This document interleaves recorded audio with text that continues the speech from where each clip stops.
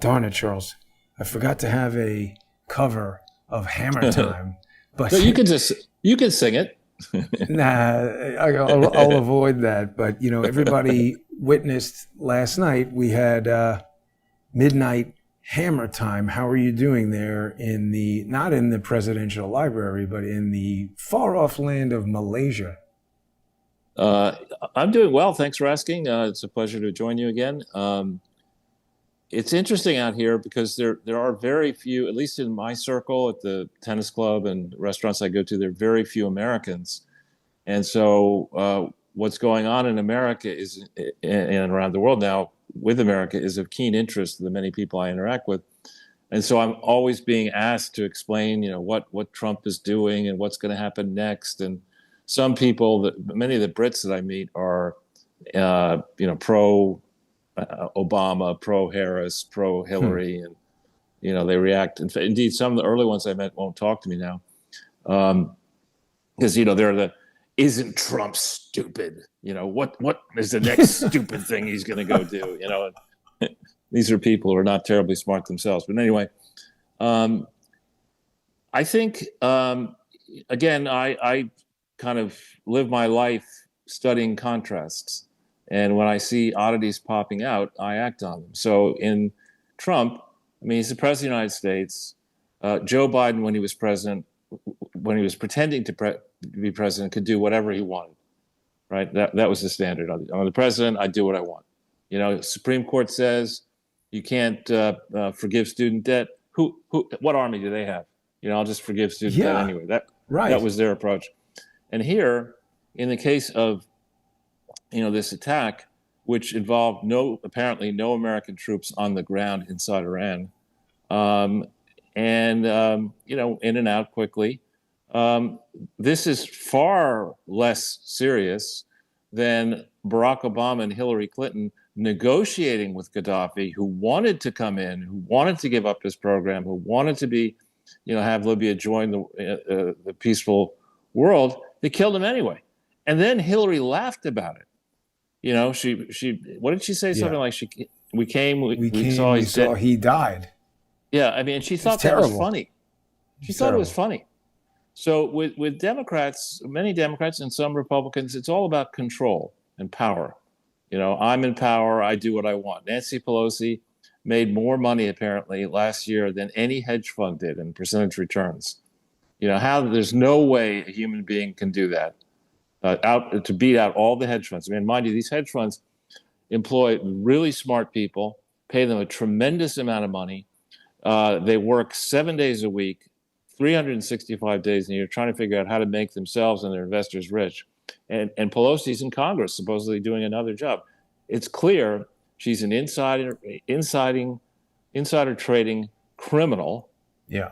whose family has been exploiting her various positions. And her father, she grew up. Her father was the mayor, I think, of Baltimore, and a crook at that.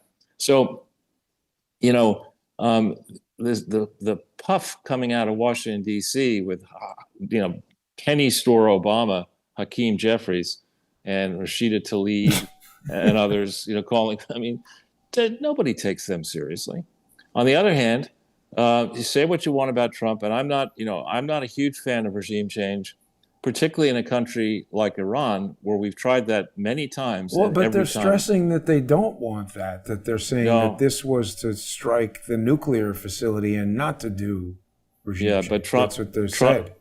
no, Trump just came out and said, maybe it's time to make America great again and think about regime change. You just did that on Truth Social before we went on air. Damn. Yeah. So in the case of Iran, we've gotten that wrong every time we've tried it, and regime change is a very dangerous idea because we're not the biggest country in the world. And if you want to go on and say that regime change is okay for Iran, then maybe it's okay for China to do that in the United States, which I believe they tried to do in 2020 and did so successfully. How do you say regime change for me but not for thee?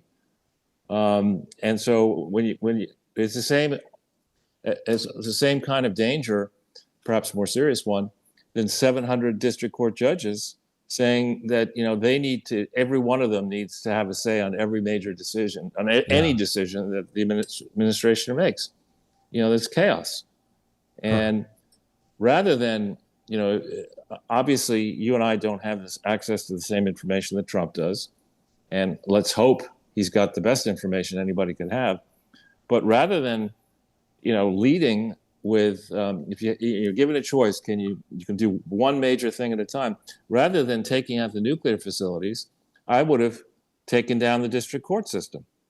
Well, that's what I'm saying. In this country, we have so many problems. This is where my frustration is that Make America Great Again, to me, means we're going to have fair elections, we're going to have fair justice. And the thing that's so crazy, Charles, is that Trump himself has been a victim of the justice system. If I became president, that would be the first thing that I would address, and I would investigate who was shooting at me in Butler, Pennsylvania. He doesn't seem to care about any of that. Yeah, as far as we can tell, and no real progress back on Epstein. Pam Bondi, I've seen the file. I'll get it right out. No, she didn't see the file. Maybe she's never seen the whole file. And this whole, there is, I forget, it was a U.S. attorney, I think it was Acosta, when they were investigating Epstein back in the day, he was told back off, supposedly, that Epstein is deep state. And there were and he's certainly hanging around with Ehud Barak. There was a suggestion that he was, at least that what he was doing might have been in cahoots with Mossad and Israel.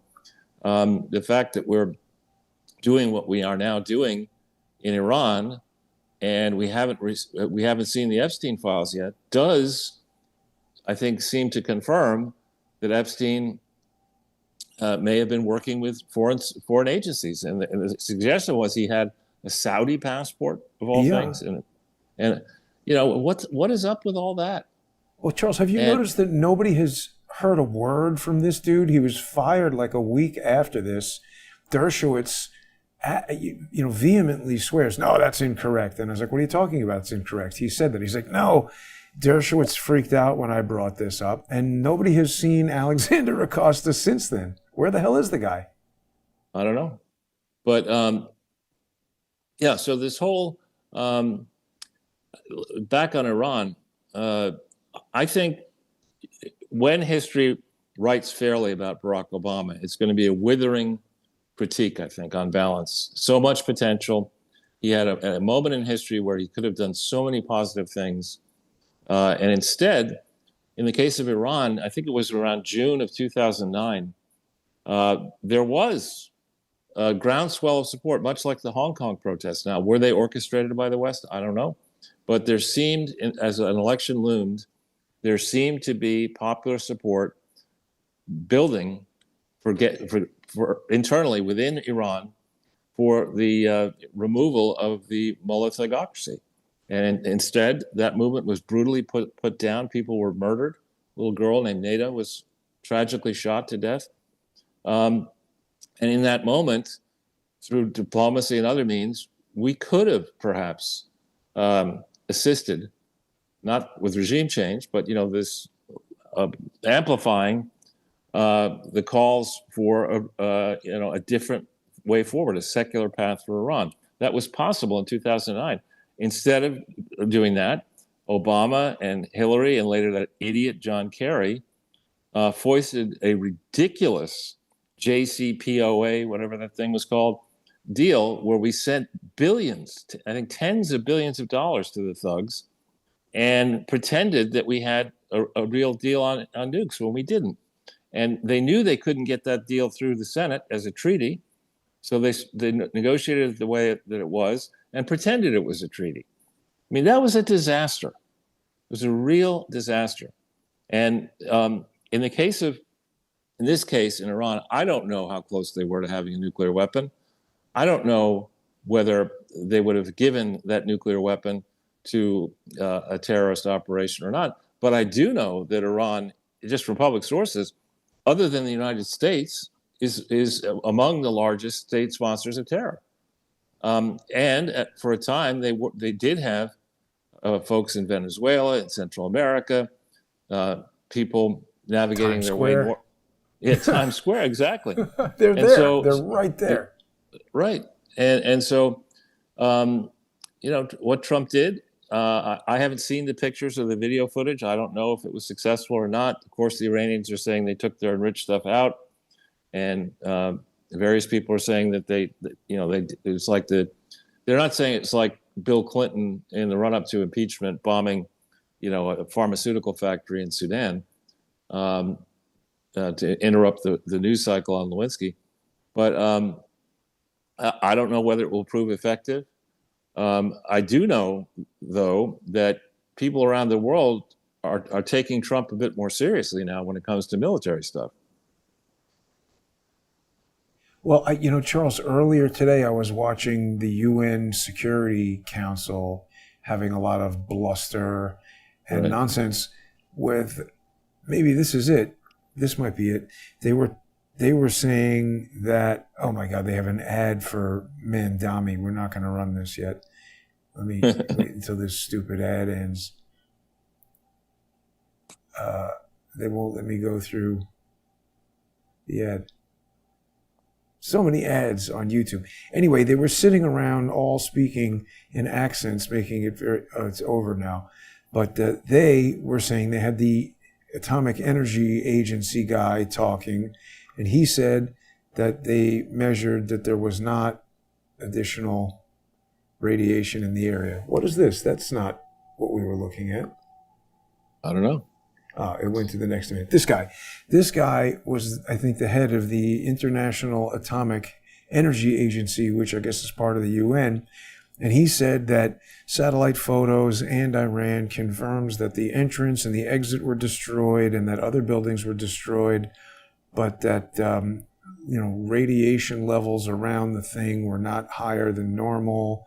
And he's trying to get people from the UN sent over there to check out whatever. Yeah, I mean, I think on this one, Iran has lost, and we can spend 10 years making it, worse than it is now, or they can chart a new course. But I think they've already lost. I mean, we'll see. I may be, made to look like an idiot by what happens in the next several hours, but I haven't seen much of a response out of Iran military. Didn't they launch more missiles at Israel, Yes. I heard? Peanuts. It's like 37 missiles. I mean, it's nothing, what they talk about, is they make these big threats about what they're going to do. Stroking missiles in videos and things like that. Right. And then, I just think that the practical reality is this is a country that has lost its way for 46 years. And its people, generations in Iran have suffered because of their own leadership. Now, the suffering has been stoked by our sanctions, but if the Iranians' leadership would stop talking about death to Israel, death to America, stop financing terror around the world, I think they really could have an enormously bright future. It would be, I think, other than Pakistan, which really isn't in the Middle East, it's, I think, the single largest unified country in the Middle East at 92 million or thereabouts people. So it could be a large market. There is a lot of Iranian or Persian diaspora capital outside of Iran that would come rushing back in. And remember, we bombed the living hell out of Germany and out of Japan, and they are, in theory, close allies of the United States today. So, I mean, I think there is a path forward here. The Iranians are famous for lying in negotiations. So, and as far as the UN is concerned, I think, I'm joking when I say this, but because I wouldn't want to hurt New York City, but I'd nuke the UN. I mean, it's a useless tactical nuke, just a little one. No, I mean, the UN, when we think about UN peacekeeping efforts around the world, are notorious for raping They're just children. raping everybody. Yeah. Children, not terrible. And so, and the notion that Kenyan forces under the UN are going to go to pacify Haiti, good luck with that. That's a rape party right there. But wait a second, Charles. You mentioned Pakistan, and so something that Medvedev said earlier today that just seems super obvious to me is that he said something like there are countries that are ready to sell nuclear weapons to Iran. And then you had, I think, Pakistan and North Korea say, yeah, we want to do that.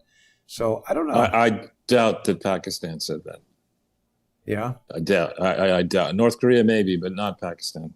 But isn't it just true that there's so many, thousands of nuclear weapons that have been made? I mean, it just seems like somebody could sell them one, one of these former Soviet republics or some scientist from some. It's just, I feel like bombing it is not going to stop them from. I mean, I don't know. We have to deliver the nuclear weapon, and it's not so easy to do that without getting noticed.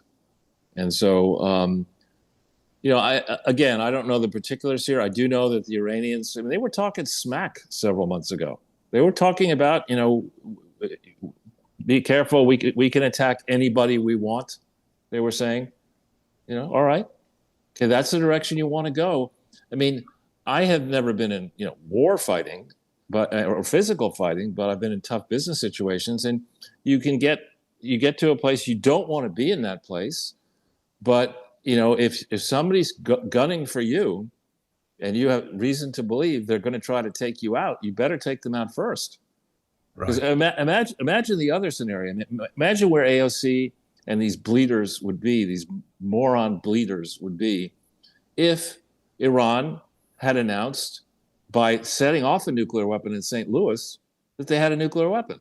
What would people say about Donald Trump and what his stewardship about foreign policy? The Republicans would probably have joined in trying to impeach and remove him from office if that happens.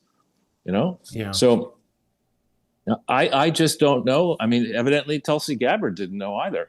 Well, that was addressed, kind of. Marco Rubio was on a couple of different shows today. He defaced the nation in a little bit of a nicer interview with Maria Bartiromo, where he basically said, look, they have everything they need to make a nuclear weapon. They have long-range missiles, medium-range missiles. They have a space program.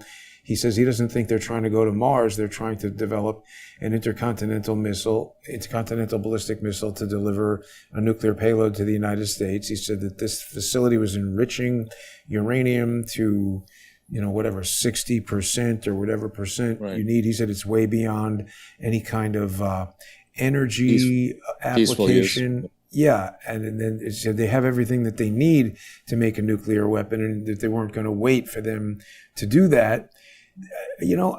From some point of view, that makes sense. The other thing that was being discussed is that this sends a message, the sophistication of it, how they were able to use these B-2 bombers and deliver this super deep bunker busting thing. It's interesting. I was watching a show about the development of these bunker busters, and they really only came about sort of in the middle of World War II. And it has to do with something that Isaac Newton figured out about the penetration of a thing. And so it was just, this video I was watching was about the history of the bunker buster versus the bunker buster. And apparently Iran has some of the most sophisticated concrete technology, which includes making concrete out of super fine granular sand with little fibers in it and everything, so that it's more stretchy and it doesn't shatter, because it was a combination of shattering the concrete and penetrating, and they had to deal with the speed of the thing and the weight of the thing and the pointiness of it and all this different stuff. Yeah. Well, it would be nice. I mean, when you think about Iran's people, many of their best and brightest have fled the country and are living in Los Angeles and New York and Paris and London and whatever. But you have, as I said, around 92 million people. Name one product or service that is exported from Iran that people are interested in buying. And I can't think of one, maybe caviar. But do they even have fish? No, sure. In the Caspian Sea, I think. Oh, they have the beluga caviar. Isn't that? Oh, I don't know. Right. I'm not a caviar expert by any means. No, actually, Charles, something that comes to mind with the uranium, speaking of Hillary Clinton, we just sort of never really heard any more about uranium-1, right? Yeah, again, that track, I like Peter Schweitzer. The track of trying to, with evidence that you get independently, to prove pay-for-play corruption is very, very difficult, because the legal standard for that, you have to have this scienter, this guilty, this knowledge that you're knowingly taking the money, and you got to prove that in exchange for taking that specific amount of money, you changed American policy. It's very tough to prove that, and which is why it's, on the other hand, it's very easy to prove, not only now that the Clinton Foundation is a complete fraud, but that the FBI has been protecting the Clinton Foundation. That's easy to prove. If I had my, when you become president of the United States, apparently you have in your first, whatever it is, 24 hours, you can ask for whatever you want. And things I want to see the alien files. But once we're done with that, the ancient alien files with that guy. No, with the modern alien, the modern alien. And I want to see, though, the unredacted, complete files on all the investigations of the Clintons and the Bushes. That's what I want. I have another question for you, Charles. What's that? Do you find it odd that, normally Hillary Clinton right away has something crappy to say about anything that Trump does? She hasn't said anything about Iran. Bill did. What did he say? Bill, he was very negative. But I thought they want to destroy Iran. Who knows what those clowns want to do? Really, these are people who, they have no shame, the Clintons, no shame. Their record that's out there in the public domain is diabolically bad, right? And yet they're playing the power game. Their game is all about, I can make the globalist system work for you, Mr. Rich Donor or Mrs. Rich Donor. Give me some money, give me $1 million, and I'll give you 10 million for the World Bank. That's their game. Nothing on Twitter from Bill Clinton about Iran. Where did he say? He probably. I read he was in a speech somewhere or in an appearance, and he mouthed off about Trump. He made some negative comments about this administration, is destabilizing the world or something. He has a new website, Charles. Oh, it's down. What a dope Bill Clinton is. It's funny. He uses the same web host as George's mentally ill brother, but that's really bad media management for Bill Clinton to link to a dead web. So the Bill Clinton live website is dead. That's not good. Unbelievable. Well, Charles, we have just a few minutes before we head over to the First Amendment Forum. I actually want to thank several people on Odyssey.com/@crowdsource the truth who've been contacting me saying they didn't realize that they weren't being charged. But for the past 3 months, Odyssey.com has lost its credit card payment processor. So some people have contacted me offline and sent some sponsorship money to paypal.me/crowdsource the truth. People could also switch if they want to crowdsourcethetruth.substack.com or subscribestar.com or patreon.com/crowdsource the truth. Also, people following me on X can subscribe on there at JG_CSTT. And in about a minute, we're going to head over there for the sponsor exclusive segment. Anything else you want to say before we do that, Charles? Well, let's hope the world remains intact in the next 60 minutes so that we can continue our broadcast. Absolutely. We'll be monitoring Truth Social. It doesn't seem to have quite as much traffic as the Bill Clinton Live website right now. Perhaps the server is being overwhelmed at Wix. They respond to threats of litigation at Wix, I've heard. So maybe somebody did that to Bill Clinton. I don't know. But we'll be back in just a moment. Thanks for tuning in, everybody. Join us for the First Amendment Forum. We'll be back in less than 5 minutes. Thanks for watching.